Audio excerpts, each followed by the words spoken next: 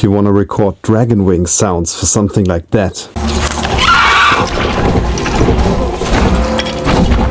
But you don't have a dragon, do this. First,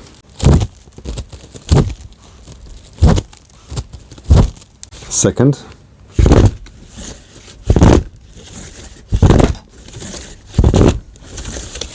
third,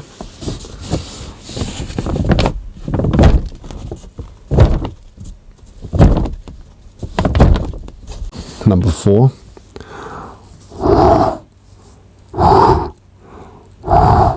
number 5,